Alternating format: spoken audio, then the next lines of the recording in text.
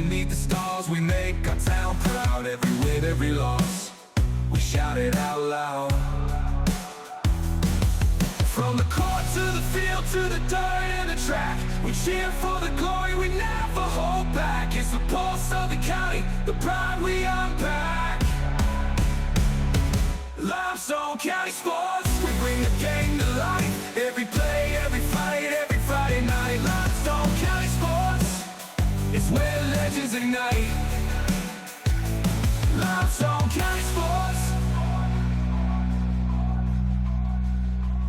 where the legends ignite. JV, the legends are getting slim in Limestone County. Yeah, the pickings are slim, right? That is correct. This is Limestone County Sports. We're talking about high school football in Limestone County, and our playoff picture is now clear. It is We know crystal clear.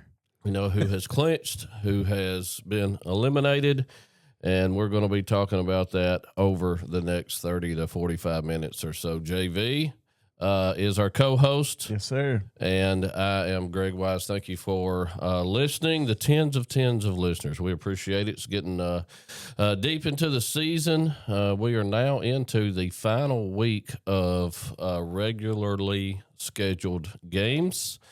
And most of the games in our area this week are all non-region games. I don't think anybody has a region opponent this week that I'm aware of. I know we were talking about like Morgan or West Morgan and Dessler. That is a big game. Yeah, region championship Coming up this Friday night, obviously over in another region. That's the same region that West Limestone is in. Yeah. And so they're still playing region games, but none that we cover are still playing region games. Kind of jumping right in, Jay.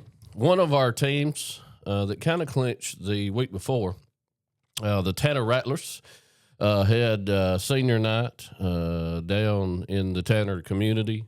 Red Bay came to town, Red Bay, by the way, is the number one seed in that region. Mm-hmm. They were favored big over the Rattlers at home. The Rattlers were able to keep it close. At halftime, it was 22-13. Yeah. So pretty good game going into the second half. Red Bay gets it rolling in the second half and eventually wins that game 44-21. That gets Tanner to 3-6 on the season, 2-3 in region play. As we already mentioned, they had already kind of clinched their playoff spot the week before. Obviously, there was a few weird things that could have happened, shuffle a few people around. But nonetheless, they are locked in to the playoffs. That's one of two teams in our area that we cover that'll be going on to get an extra game. You know anything about that game, Jay? No, I don't. We didn't have Matt on the show Saturday morning, so I don't know pretty much how it went. Just the scores there, and but they got a tough one on the road this week. At Sweetwater. Sweetwater is a long time, won a high caliber state championship caliber football team. Now, I do think Tanner's going to be able to compete with them better this year than they did last year. Sweetwater was rolling last year. Sweetwater is going to be 5-4. I think they are. I think they missed the playoffs, if I'm not mistaken. I can't remember. I can't remember either. But yeah, Tanner goes to Sweetwater, which is about a 2.5-hour drive. I think that's what Matt said. And so be good for his team. They're going to have to, get on the charter bus and do all the things. And they get to do that 2 weeks in a row. Yeah. Because they're going to do that this week, going to Sweetwater to play a game that means nothing. It's a kind of a warm-up game for them. Really, so good planning by Coach Smith there. And they'll go down to Sweetwater. And then next week, first round of playoffs, they're going to be at where, Jay? Pisgah. Pretty good football team. Yes.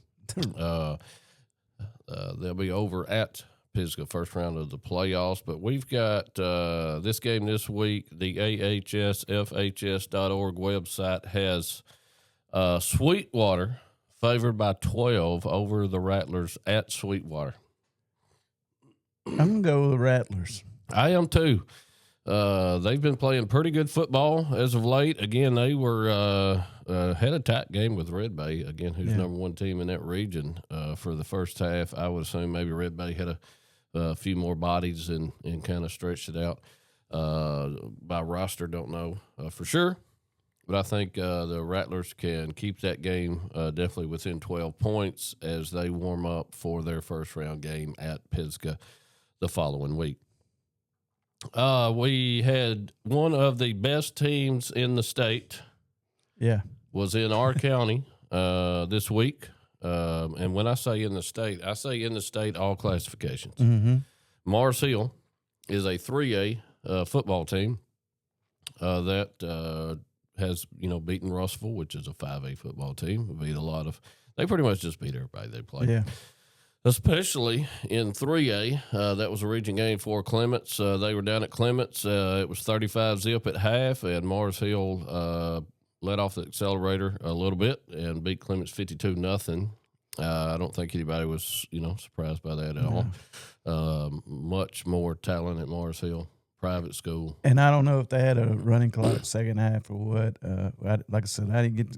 I went and watched. Me and my son went and watched Hartselle Muscle Shoals big 6A region championship game basically, and so I was checking score stream, and when I saw what it was, and then it only finished 52-0.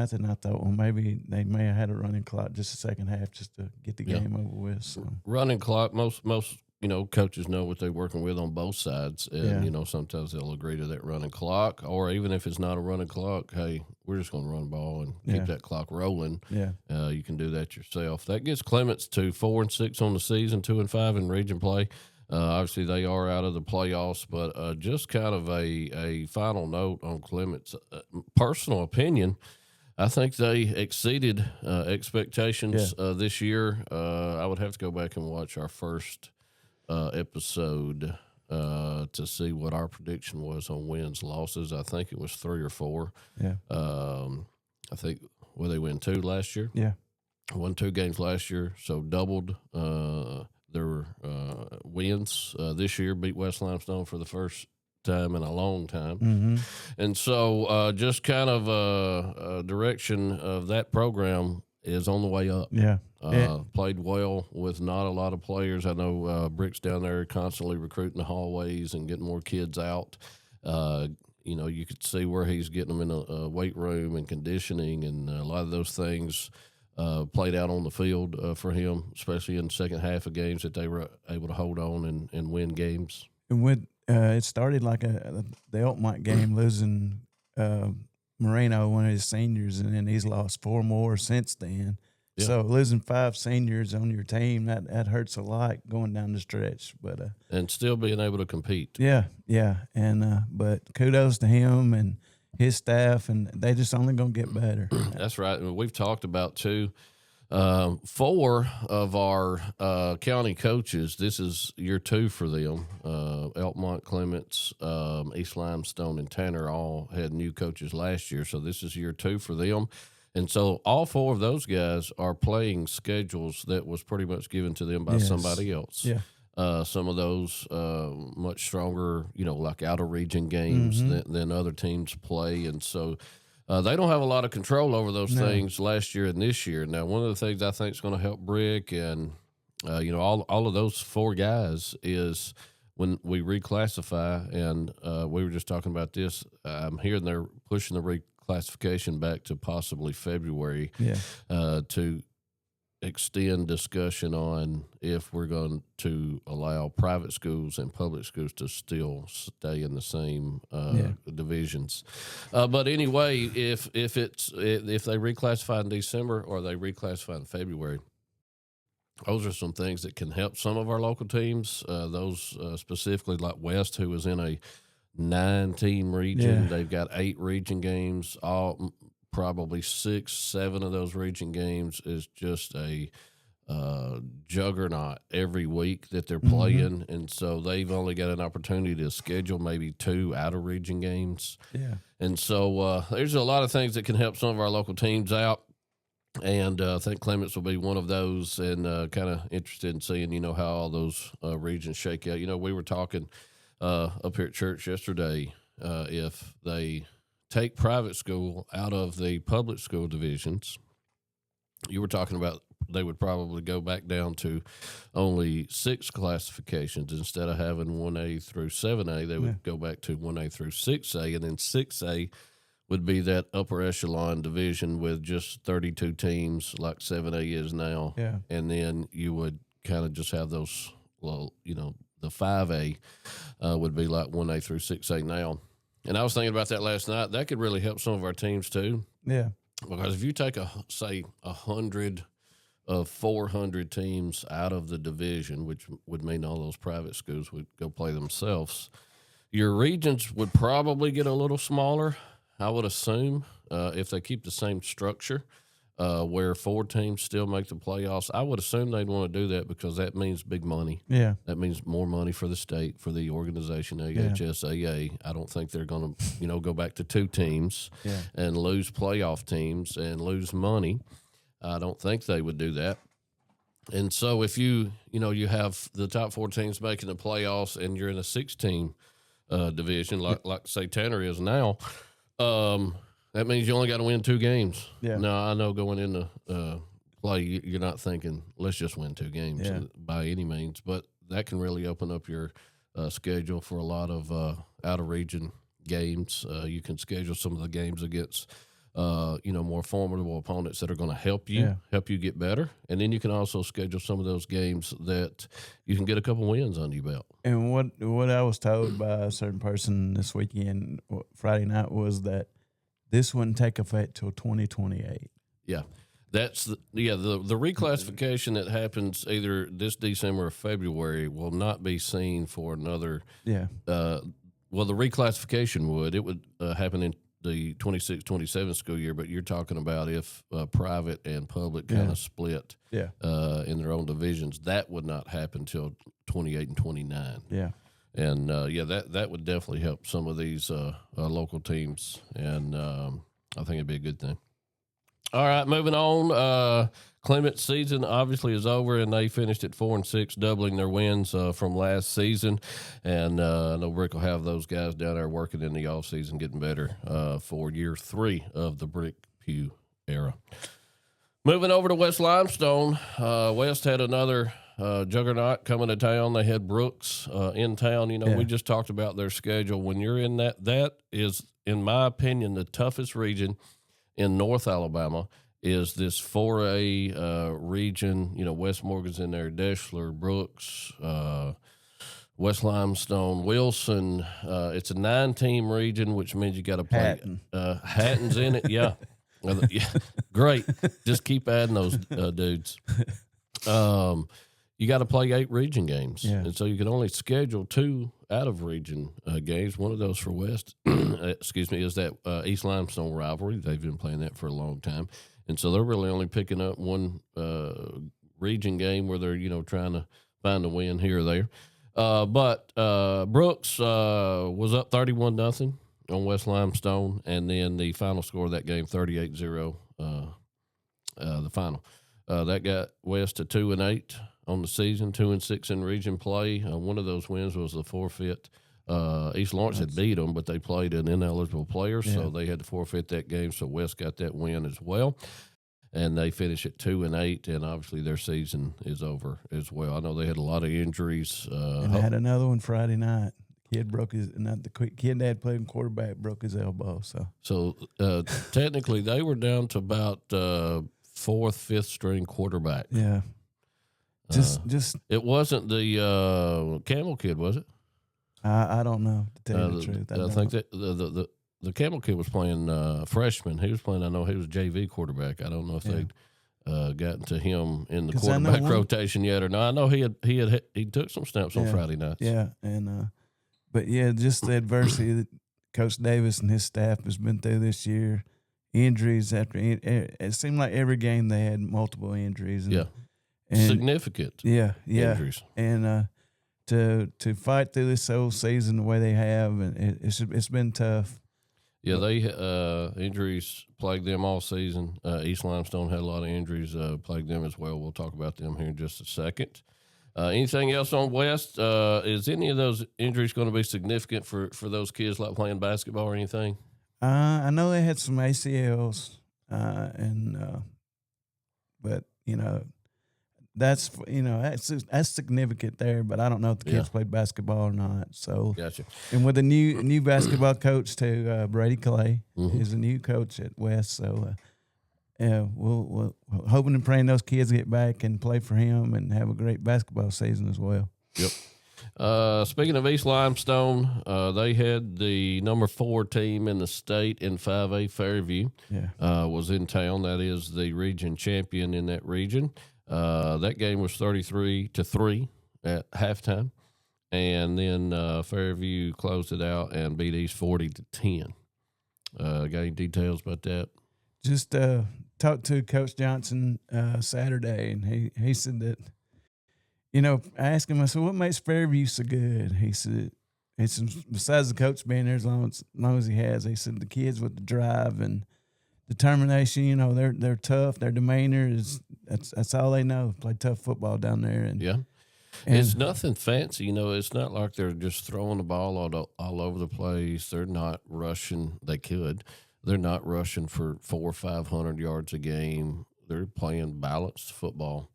And the main thing is the culture. I think, those dudes they've got significant linemen playing both ways the whole game and wearing you out the whole game. They don't fall off. And the injury bug as well, like you said, has hit Coach Johnson well. And I know their season come to end. Well, they got to play Shelby County Thursday night, but they move out on a Thursday night too. Yeah. I know that's kind of the trend now. That last week game, especially, I know a lot of teams who make the playoff are wanting to move that game back to Thursday so they can get another day in to prepare for that week 1 playoff game. But also Friday night's Halloween. Yeah. And probably in the back of their mind somewhere too, they're like, our gate will probably be better on Thursday as opposed to Halloween's on Friday. Specifically, if you didn't make the playoffs. Yeah. A few mamas and little kiddos, instead of going to the game Friday night, they'd probably go trick-or-treating. Well, if you play it on Thursday, they'll probably show up. And he had told us Saturday that the Shelby County coach, when they scheduled the game, which they had scheduled it home and home last year, but he said he called him, I guess, about a month ago and said, we need to move it to Thursday night just because it's Halloween. And Will said he saw no problem with it. So it's just going to be, late night, Thursday night for them coming back home, and kids got to go to school next morning. So, well, I'm sure the principal will be down there, or an administrator, and give them the green light to maybe come in a couple hours later if they need to, or just do a learning day. That's what everybody. Yes, that's a great idea. Hey, parents, write your kid a note, get them an e-learning day for Friday. And then y'all don't have to worry about, getting home at midnight from Shelby County. Yeah. Speaking of that Shelby County game, East does travel to Shelby County. Shelby County's 5-4. They're a playoff team, I think. Yeah. And Shelby County's favored by 14. Can East Limestone keep it within 14? I'm going to say yeah. I'm going – man, that's tough. I think that's pretty spot on.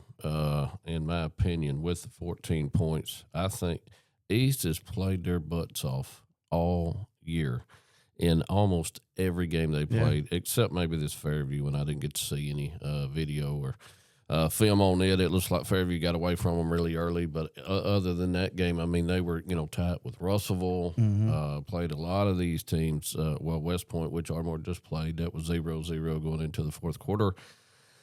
That's a tough one. I'm gonna let you call that one, Jay. Man, I don't know. I hope East Limestone goes down there and puts it on Shelby County.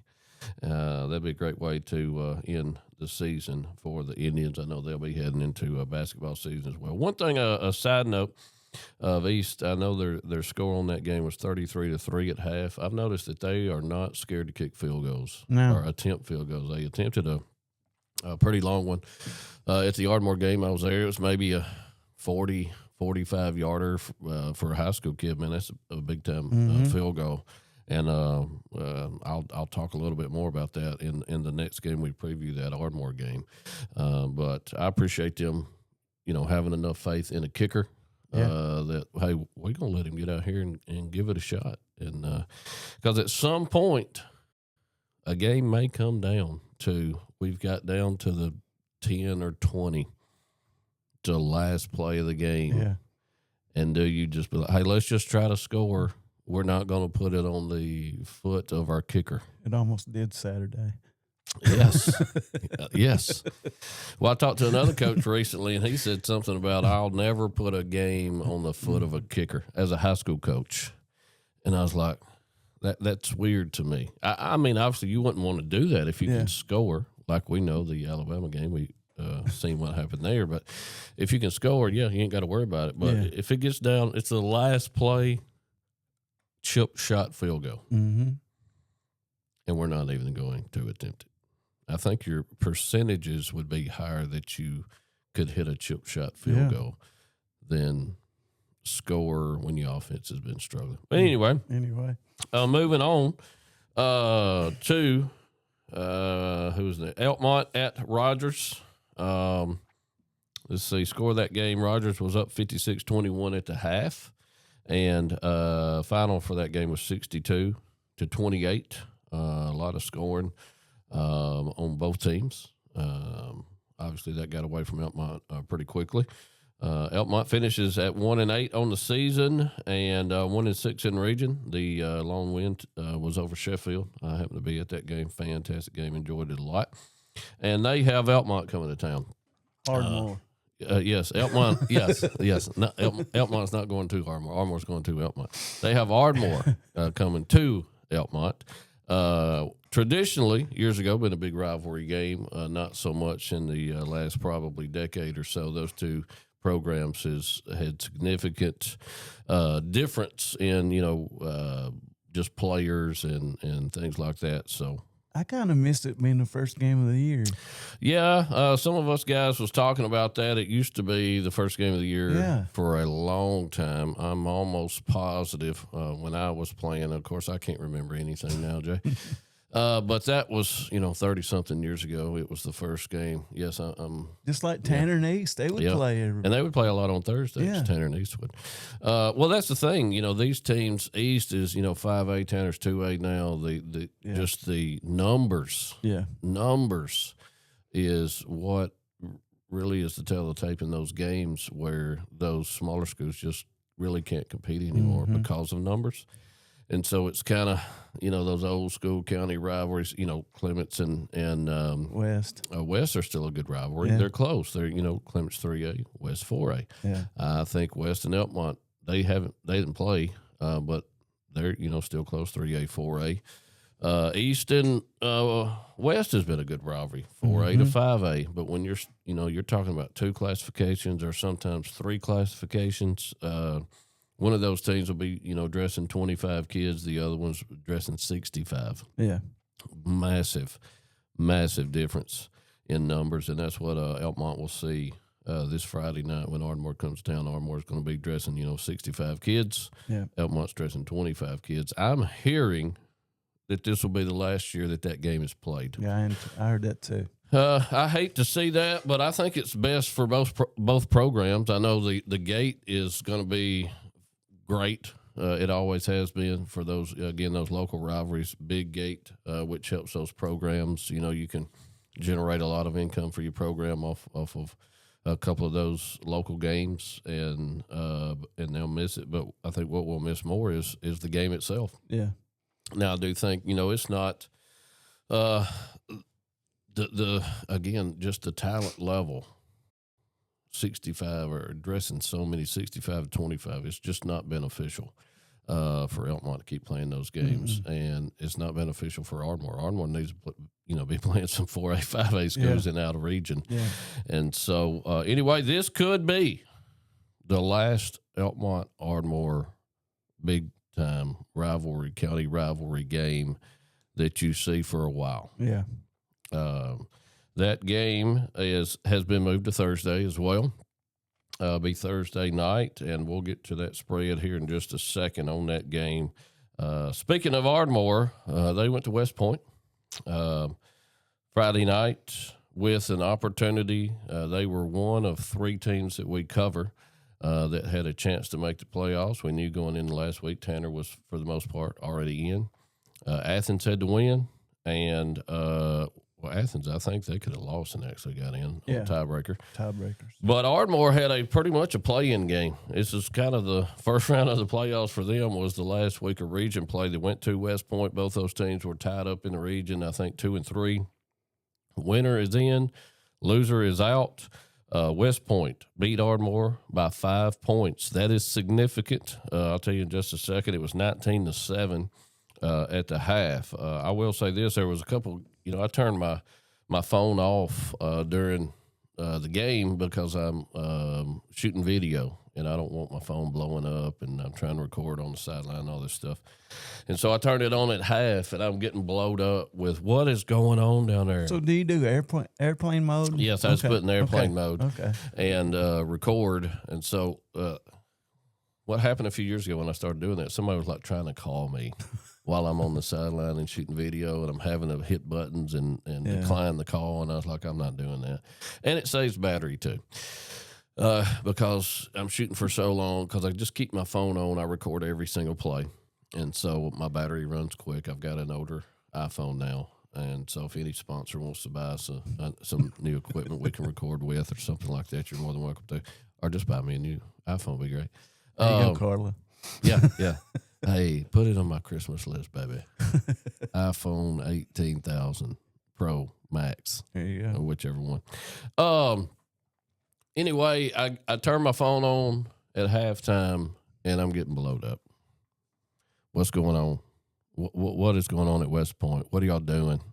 Like people do not comprehend. All they send is a score. Yeah. And first response was, to West Point's credit, their starting quarterback, who had been out all season, I think he might have played the first 2 or 3 games, and they won big in some of those games. He had to have surgery and been out for like the last 4, 5, 6 weeks or something. Comes back Friday night. I don't know if we wasn't planning for that, if we hadn't watched, previous film. I have no idea, but that definitely helped West Point out because he could spin it. They had a big back. Big backs has give us trouble all season. Not just Ardmore, anywhere. I hadn't seen a lot of good form tackling in high school football. A lot of guys are trying to tackle people up around the shoulder pads. Yeah. That usually does not work well, especially when you get some of those kids that are, 210, 220 and bigger. You're not tackling them up around the shoulder pads. No. And they had one of those backs. He looked good in pads, dressed out. And wasn't that fast, but, we just, having trouble tackling. And then kind of the thorn in Ardmore's side, and has been all year, was just offensively. I know we put 20 on the board. One of those was another kickoff return from Xavier Hawthorne, who's done now. I think that's maybe his 3rd one on the season. I might have been 4th. Or Noah Stafford had one too. So anyway, he had 3 or 4 deep kickoff returns, 85, 90 plus for touchdowns. So the offense only scored 14. We had several opportunities in the red zone. One of the 2 of those, going back to East Limestone being able to kick field goals. I think it was maybe our first drive. We get down to about the 8-yard line, stall out. Instead of kicking a field goal, which is only 6 yards back from an extra point, and our field goal kicker got a leg. Oh yeah, Gabe's got one. Now I will say this: if you ask the coaches why didn't we attempt field goals, they would say, well, the last 3 legitimate field goals we've tried have been blocked, and one I remember one of those was like returned for a touchdown. But I would say that's why you practice this stuff. This is also why when you're in a game that doesn't matter, say like Madison County or a non-region game like Clements or Tanner, and you get an opportunity, you kick field goals.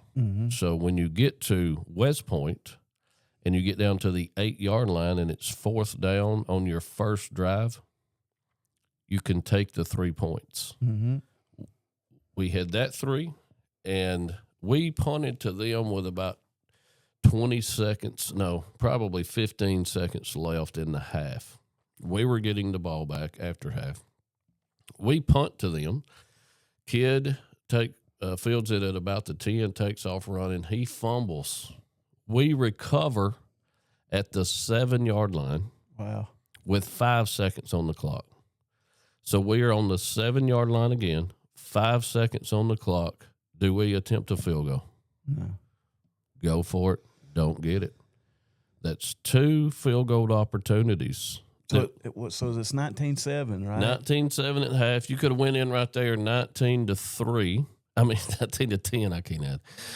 19-10, and then we were getting the ball back out of half. Now, I understand you want to, if you punch it in for a touchdown right there, you're going in with a ton of momentum. Yeah. Because then it's 19-14. Mm-hmm. That time it was 19-7. We get no points, come out from the half.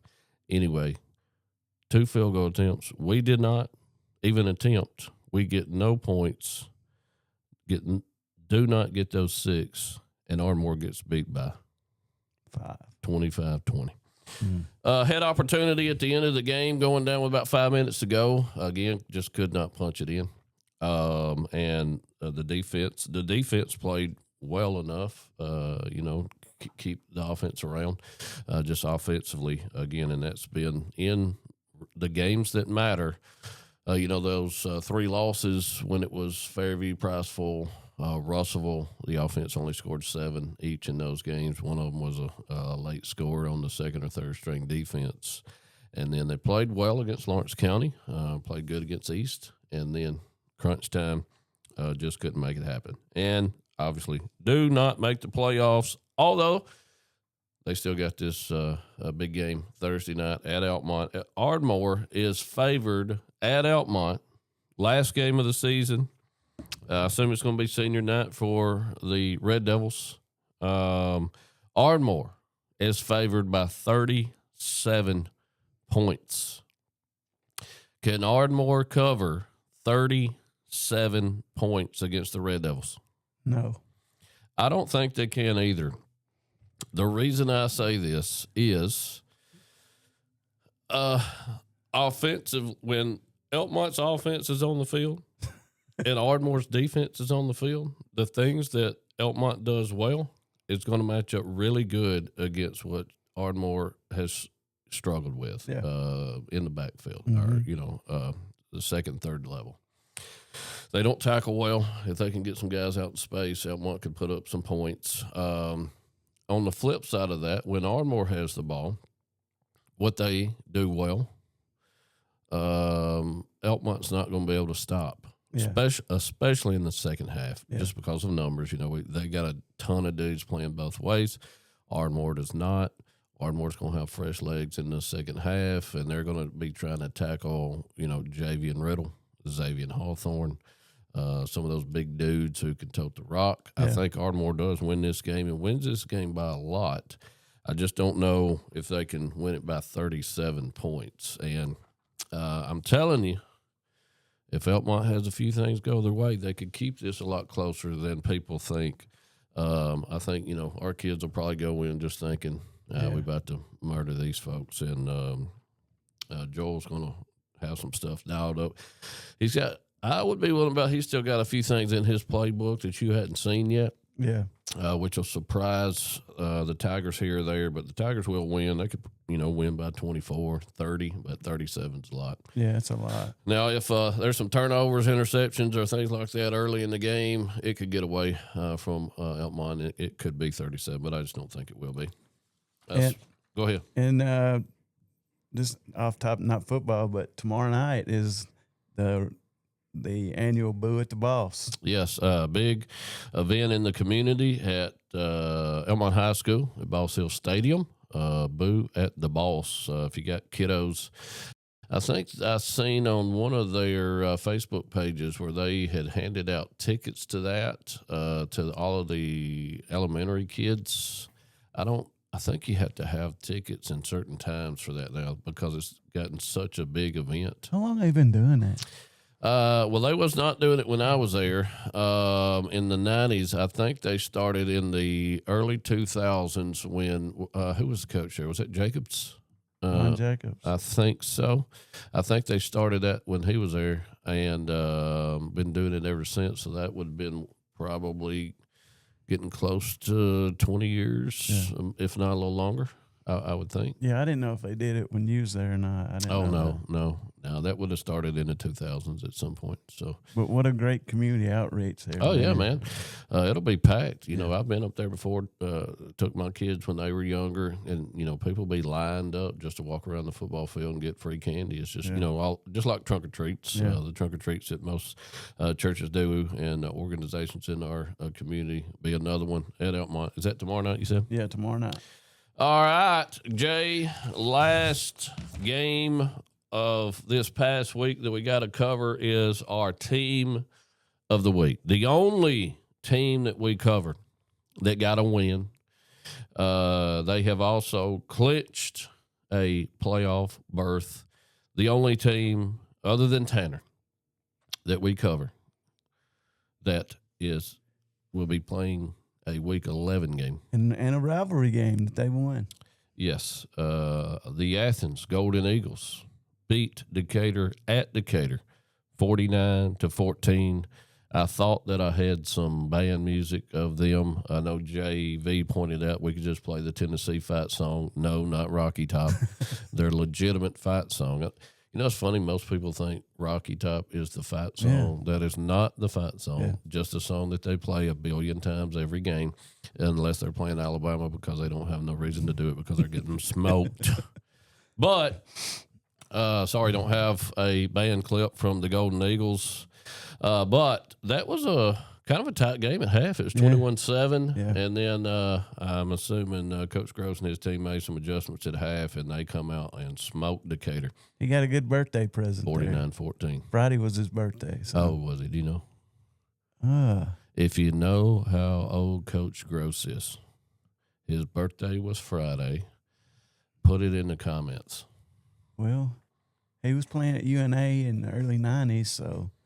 So he's a little older than me. I think he is about, I'm going to say he's 5 years older than me, so I'm going to say he's 55. I'm guessing 55. Well, I'm 56. He's younger than me. I could look it up on my computer. He's a church member. I could, but I'm not going to disclose his personal information. I'm going to say he's 50. 50? I'm 50, man. Are you 50? Yes. Wow. He's older than me. Is he older than you? No. So, and you're 55? Yeah. So he's somewhere 56. I'm 56. So he's somewhere between 50 and 56. I'm going 54. We'll meet in the middle. I'm gonna take 55. You're gonna take 54. He's got to be. How much longer is Coach Gross gonna coach football? I don't know. He loves it though, dude. Yeah, as long as you're having fun and enjoying it, keep doing it. Yeah. Like Nick Saban, he did it way past retirement age. And how great is it to have all three boys? Yeah. And your dad on the sideline too. Mm-hmm. Man, that's awesome. That's what Coach Snyder's doing at Ardmore. Yeah. He's got both his his youngest son's not on the play football yet. He's water boy or hydration specialist. I'm sorry. And then Landon's a junior, and his daddy, who's been coaching football forever, over 50 years, is also on the sideline as well. So anyway, Athens with the win is now 5-4 on the season. They're 3-3 in region play and do clinch that playoff spot. Man, they got in my opinion, pretty good draw in the first round to be a number 1 seed. Athens is going to be a 4 seed. They're going to go to Fort Payne. A very winnable first-round game for Athens. Fort Payne, just to give you a heads up, I think the only loss Fort Payne had was to 5A Gunnersville in a tight game, and they only beat Scottsboro by about 2, I believe, which is another 5A team. And so I think Athens will be able to that's a very competitive first-round game for Athens, and if they win that one, they can come home and host a playoff game. And it could be either Mortimer Jordan or Mountain Brook who they would face in the second round. So before that, though, they got this week, Russellville is at Athens. That's going to be on Thursday night as well. Yes. Athens is favored by 4. Does Athens put it on Russellville by 4 points at home? I think so. I think they do, too. Russellville, still a dang good football team, but a little down based on usual Russellville expectations, and I think Athens has the firepower to put it on Russellville at home. But you never know, man. They've had some crazy games the last couple of years. Yeah. Was it last year? Russellville was up big, and then Athens come back and won it. That was 3 years ago, 4 years ago. yeah. They've had some crazy games in the last 3 or 4 years, and they were big rivals for a long time when they were in the same division when they were both 5A. They in the same region, and both of those teams were fighting for region championships, and so a good rivalry game there as well. So if you want to get out on a Thursday night, you got several options. You can go to Shelby County if you want to drive to Shelby County and watch the East game. Elkmont and Ardmore play at Elkmont, and Russellville and Athens play at Athens, all on Thursday night. Tanner, I think, is still on Friday night. They drive down to Sweetwater, and that's it. Yeah. West and Clements finished off their seasons last week. All right, Jay. Athens again was our team of the week. We got about 5 minutes here, Jay. Anything you want to talk about? Well, just congratulations to Xavier Hawthorne. He was our Applebee's Athlete of the Week. So he gets a gift card from Applebee's and a T-shirt from Tailgate Talk. And listen to Tailgate Talk every Saturday morning, 10 to 12. We talk to all our coaches, and we have some special guests as well. So WKC 1080 AM or a PAS Plus app. Jay, at any point in time Saturday, did you say to yourself, or maybe the people you were watching the Alabama game with, that's ball game? Well, the first half I was at a baseball game, so I'm listening to it on the radio. And I knew it was going to be close. There was never any doubt in JV's mind. Never any doubt. All day Friday, I kept having in the back of my mind Stephen Garcia. Yeah, same. And you never know. Steve Spurrier was at the game. Yeah, and you never know with Lenora Sellers. I mean, good ball player, man. But the game played out like it did last year. We had an open week the next week. We played like, down to our level, down to the other team's level. The only thing I thought was crazy, and at one time I was thinking, I even texted some guys, I said, Alabama just beat 4 ranked teams in a row. Yeah. And we're fixing to have 2 losses to 2 unranked teams. Like, how inconsistent is that? Now, I know South Carolina's a good football team. Yeah. The record doesn't show it. But they are a good football team, well coached. But I'm like, how can we go from the mountaintop to the valley? Yeah. In just such a short amount of time? Do you think at any point in time the players and even sometimes the coaches are like, it's South Carolina. They're like 2-4. We can coast. You would think when you're getting paid, $20 billion, the players are making $20 billion. Yeah. We would consider it more work. Yeah. And we probably need to get after it no matter who we're playing. I think that's what set Saban apart from everybody else. And I've seen a lot of videos, especially this last couple of weeks, so like Lane Kiffin talking about the work ethic, that Saban never turned it off. It's 24 hours a day, 7 days a week. It didn't matter if you're playing Calhoun or the Patriots. We're going to work the same way. Yeah. And I'm not saying that's what Alabama or Coach DeBoer has done by any means. I don't know. It just seems weird to me. I just think that 4-game stretch, it's wear and tear. Yeah. I also think Alabama's getting everybody's, best effort. Yeah. Best, like we were talking about, was it Indiana, their student sections, chanting, "We want Bama." Even though everybody, some people, not everybody, some people think, Alabama's done fell off, the dynasty's over. Well, I got news for you guys. They still chanting, "We want Bama." I got news for you guys. They still running down to the field to storm the field when they beat the team that you say has fell off. Yeah. No, they still the big dog. Everybody still wants to beat you. Man, they were packed on them hedges, ready to go. Ready to get after it.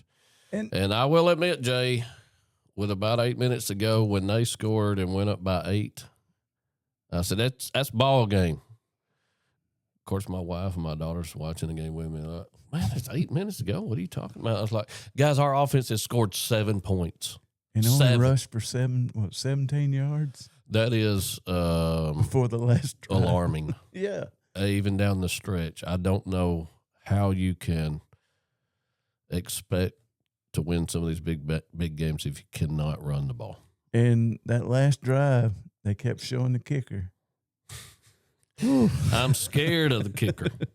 And they kept saying, well, they got to get it down to the 20, 25. Yeah. They got to get it down there close. No, bro. Well, I told Carl, I said, well, Carl, he's like 6 of 6 within 40. Yeah, I didn't. You know, when they let your boy score. Jeremy Bernard. They let him score. Carl's like, I've never seen that. And I was like, they do it all the time in the NFL. I mean, it gives you. Now, if I'm them, I would have put it on the foot of that kicker Yeah. because he's been a little shaky. Yeah.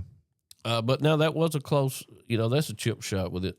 When they got down to about the 20, I'm like, we're in there. Coach DeVore said they told Jeremy, if this comes to fruition, we score. We don't want to take no chances. We want to score. So yeah, it works out. Tide wins. Auburn got a big win at a big time opponent in Arkansas. Nonetheless, they do get the win. The wrong coach got fired this week. Yeah. Well, I'll tell you one thing. I think, Florida's looking for a coach. Penn State's looking for a coach. LSU's looking for a coach. I think Auburn has now waited too long, and they're now married to Hugh Freeze, because if you get in line behind those guys, dude, I mean, you're not the number one job in those. Florida is. I would think right now Florida and Auburn is probably pretty similar. LSU is way above both of you, and Penn State's way above both of you. So look, the AD at LSU was the AD at A&M. Mm-hmm. He hired Jimbo Fisher, hired Brian Kelly. So he has lost what, 76 million, 53 million. So that's $123 million. He's lost in coaches. Yeah. Schools. Can I get his job?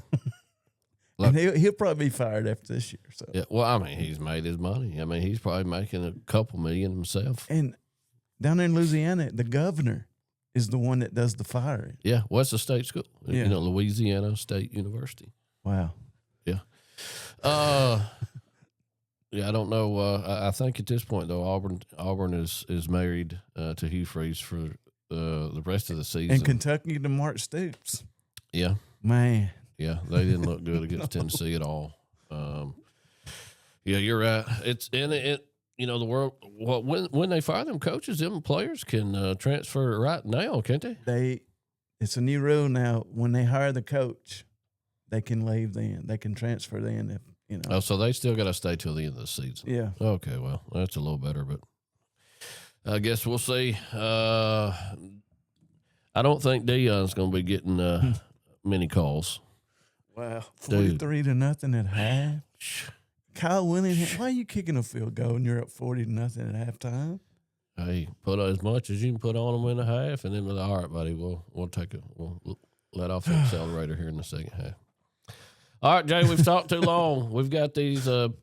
Most of these people done checked out. The 2 or 3 people who are still listening at 48 minutes. Hey, our trunk or treat Wednesday night.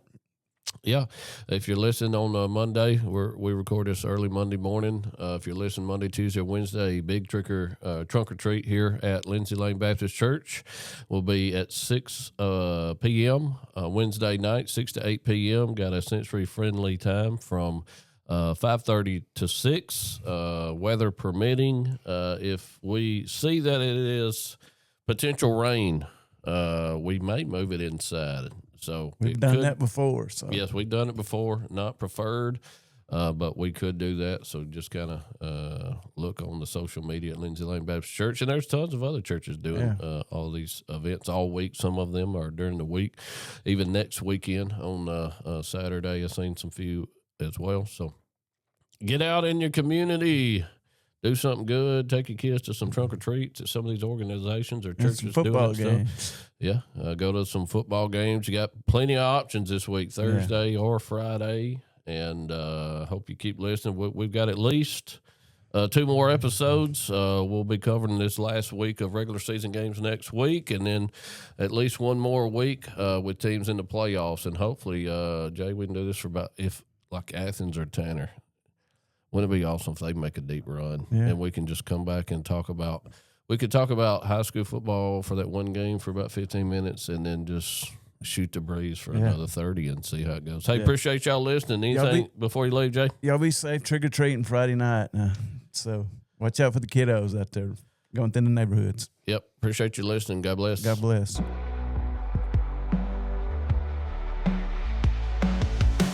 Bleachers rumble with the roar of the crowd. Underneath the stars, we make our town proud. Every win, every loss, we shout it out loud. From the court to the field to the dirt and the track, we cheer for the glory, we never hold back. It's the pulse of the county, the pride we unpack. Limestone County Sports, we bring the game to life. Every play, every fight, every Friday night. Limestone County Sports, it's where legends ignite. Limestone County Sports.